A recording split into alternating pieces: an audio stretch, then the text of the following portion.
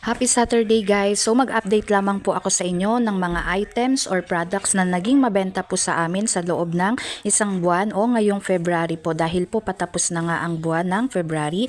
So first na po dyan yung aming rental ng mga camping tent. So ito po ay pinaparentahan namin and meron kaming 6 na iba-ibang kulay ng camping tent. So every weekend talaga guys ay napakabenta nito sa amin. Hindi kami talaga nawawalan ng mga customer na nagre-renta. So pangalawa na po dyan yung ating pong GCash, yung ating pong cash in and cash out. So ako po ay isang empleyado. So everyday guys may pumupunta talaga sa akin na para magpa-cash in and cash out. So hindi rin talaga siya nawawala. Dito naman po tayo sa ating mga products. Ayan po. So ito yung ating incense na naging mabenta rin po sa month po ng February. So ayan, kasi malamok nga po sa amin. So mabenta rin talaga siya guys, yung mga katrabaho ko. Tapos po yung kapag nagpo-post din tayo sa ating Facebook page at sa mga group na sinasalihan po natin dito sa ating lugar. So ito ay naging mabenta rin ngayong February. Next naman po itong Mongol pencil.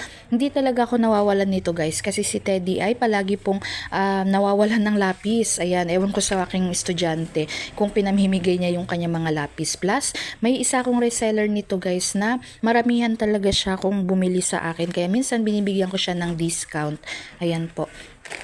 Isa pa dun sa binibili niya sa akin, ito rin guys. Ngayong February, napakabenta rin itong ating sign pen. Binibenta ko siya ng 50 pesos per box and 5 pesos each naman po.